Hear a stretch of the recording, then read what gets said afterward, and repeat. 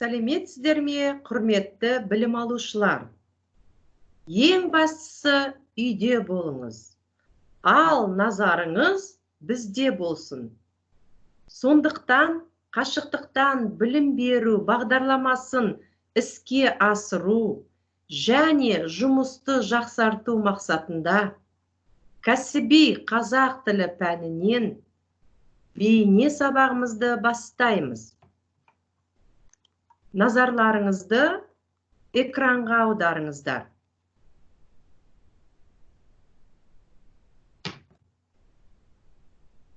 Сабақтың тақырыбы: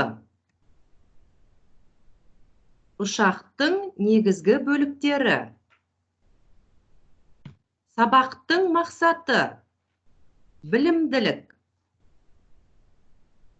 Ұшақтың негізгі бөліктері туралы жалпы ақпарат алу, жаңа терминдермен танысу, дамытушылық,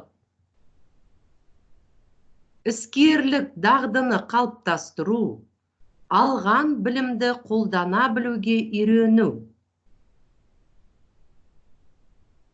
Тәрбиелік, пәнге деген қызығушылықты арттыру, өз ісінің маманы болуға тәрбиелеу. Сіздерден күтілетін нәтиже: бірінші, жаңа тақырыпты меңгеріп шығады. Екінші, берілген деректерден ой, пікірлер түйіндеп, қорытындылап айта алады. Үшіншіден, жаңа сөздерді еске сақтап, өз ісінде қолданып үйренеді. Алдымен үй тапсырмасын тексеріп, өткен сабақты бекітіп пысықтап алайық. Қозғалтқыш арқылы атмосферада ұшуға арналған. Қозғалмайтын қанаты бар. Ауадан ауыр ұшу аппараты. Бұл аппарат өз қозғалтқышының тарту күшімен белгілі бір жылдамдықпен қозғалған кезде қанатында пайда болатын көтергіш күш әсерінен аспанға көтеріледі. Бұл не? Дұрыс, ұшақ. Ұшақтың қандай түрлері бар?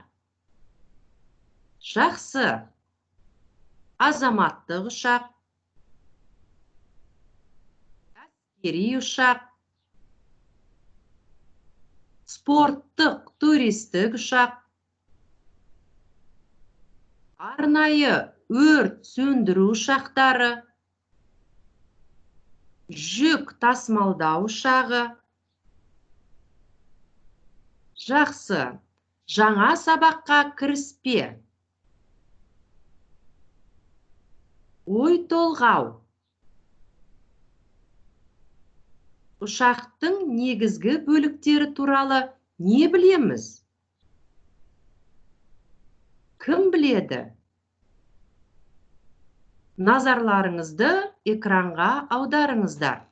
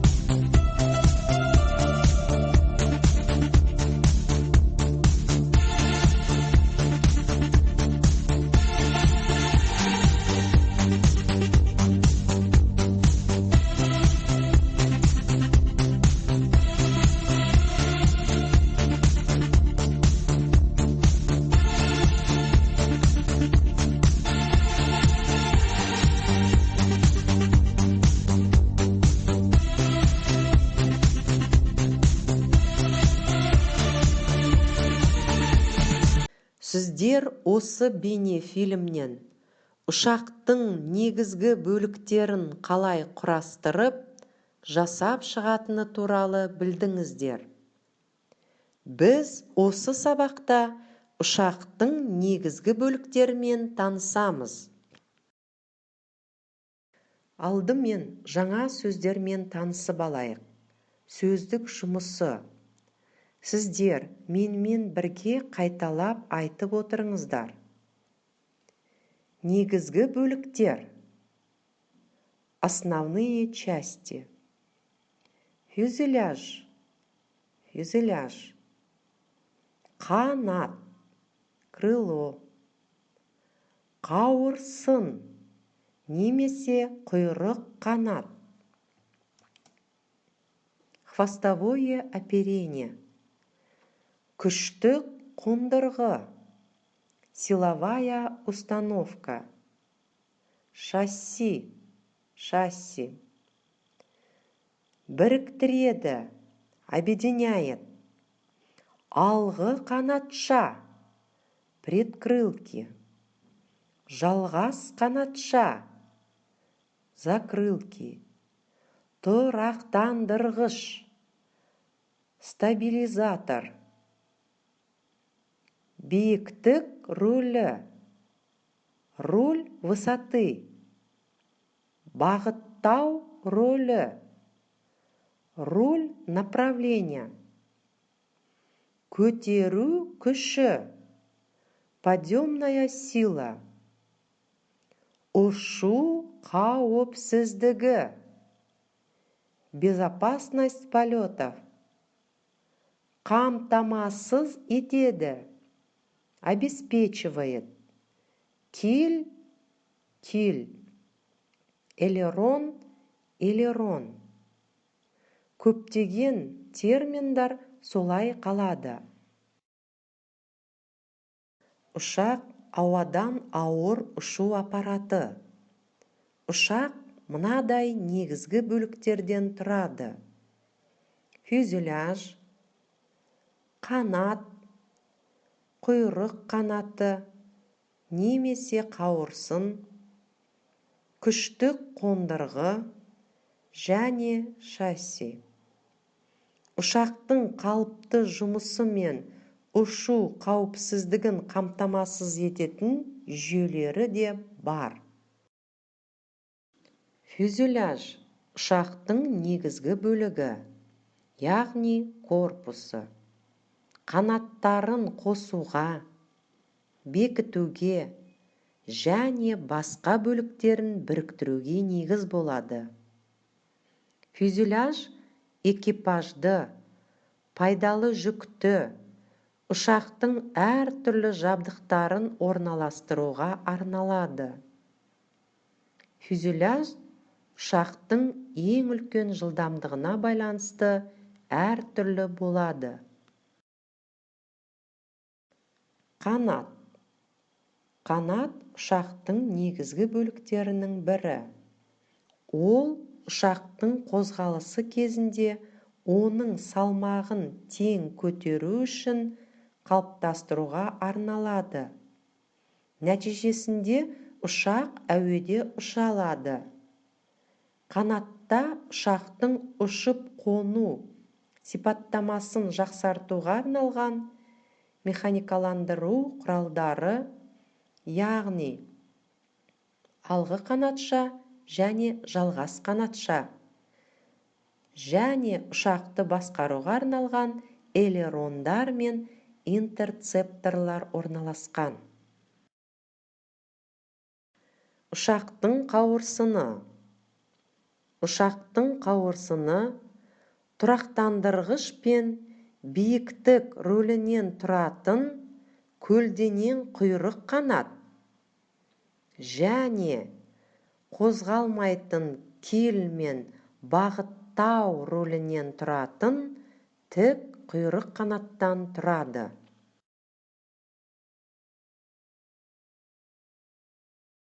Күштік қондырғы. Күштік қондырғы ұшақтың ең негізгі бөлігі болып саналады. Ол өз тежеуі бойынша тартым жасайды. Содан кейін барып ұшақ қозғалады. Күштік қондырғы ұшақта қозғалтқыш қызметін атқарады. Ол ұшуда қажетті тартымды құруға арналған. Шасси. Шасси ұшақтың тірек жүйесінен тұратын бір орында тұруына, жер бетінде қозғалуына, қонуы мен ұшуына арналған құрал. Құрлық ұшақтарында дөңгелекті шасси. Гидроұшақтарда қайық түріндегі немесе жүзгіш шассилі болады. Ұшақтың негізгі бөліктері туралы анықтамаларды есте сақтау үшін қайталап оқып алыңыздар. Енді жазбаша жұмыстарды орындайық. Барлықтарыңыз дәптерлеріңізді ашыңыздар. Бірінші тапсырма. Жақшаның ішіндегі сөздерді аударып жазыңыздар. Екінші тапсырма. Сөздердің орысша баламасын сәйкестендіріңіздер. Сіздерге көмек ретінде мысал келтіріп қойдым. Мысалы, күштік қондырғы. Силовая установка. Енді үшінші тапсырмаға көңіл бөлейік. Берілген ой жұмбақтан авиациялық терминдерді тауып жазыңыздар.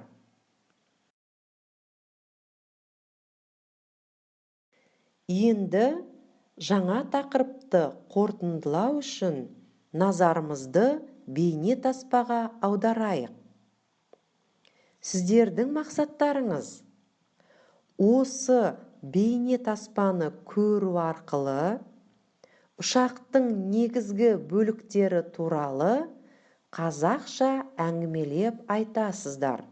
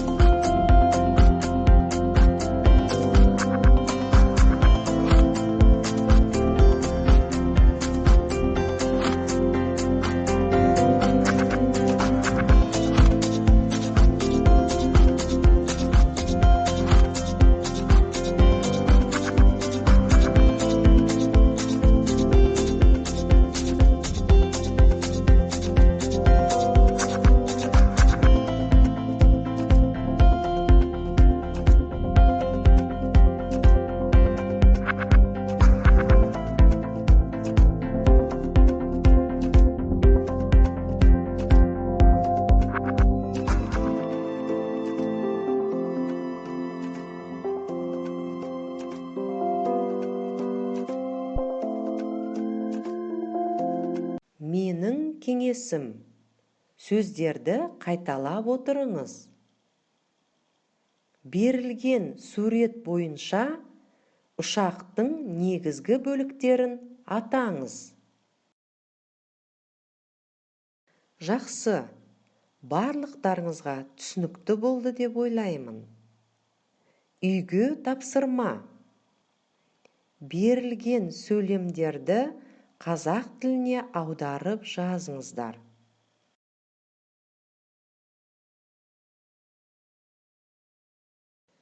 Енді сабақтың соңында әдеттегідей кері байланыс жүргізейік. Көңілді, қызықты болды. Көңілсіз, қызықсыз болды. Сұрақтарым бар. Тақырыпты түсіндім. Сабақта берілген тапсырмаларды орындадым. Көптеген жаңа мағлұматтар білдім. Деген сияқты критерийлер арқылы өз ойларыңыз бен ұсыныстарыңызды менің поштама немесе WhatsApp арқылы жіберіңіздер. Назарларыңызға рахмет. Сұрақтарыңыз бойынша экранда көрсетілген электронды поштаға хабарласыңыздар. Осымен бүгінгі сабағымыз аяқталды. Сіздермен бірге болған кәсіби қазақ тілі пәнінің оқытушысы Сазамбаева Ақтоты Рахманқызы. Келесі кездескенше қош сау болыңыздар.